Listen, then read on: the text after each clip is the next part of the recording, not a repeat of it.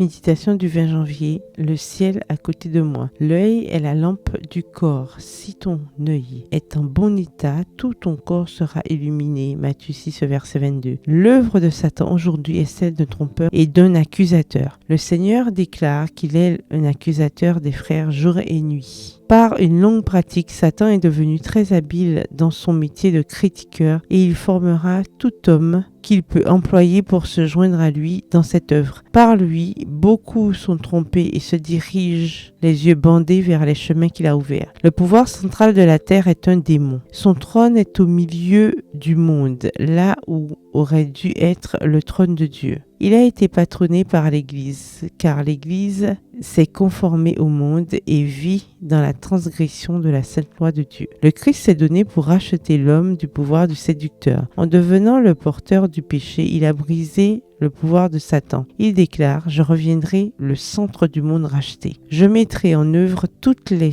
saintes forces des dieux pour s'opposer aux armées de l'ennemi invisible et détruire sa puissance. L'action éternelle du Saint-Esprit délivrera l'homme des effets du péché et restaurera en lui l'image de Dieu. Le Seigneur ne permettra pas que son trésor humain, avec à sa tête le Christ, pénètre dans les rangs de l'ennemi sans faire tous les efforts possibles en sa faveur. Leur seule action est de connaître les commandements de Dieu. C'est l'Évangile qui a résonné à travers les lignes de notre temps. À tous, le Christ envoie cette invitation. Venez à moi, vous tous qui êtes fatigués et chargés, et je vous donnerai du repos. Prenez mon joug sur vous et recevez mes instructions, car je suis doux et humble de cœur, et vous trouverez du repos pour vos âmes. Car mon joug est aisé et mon fardeau léger. Matthieu 11, versets 28 à 30. Depuis des siècles, cette invitation « Venez à moi », vous tous qui êtes fatigués et chargés, résonne d'une voix claire, au-dessus de la confusion et des troubles du monde.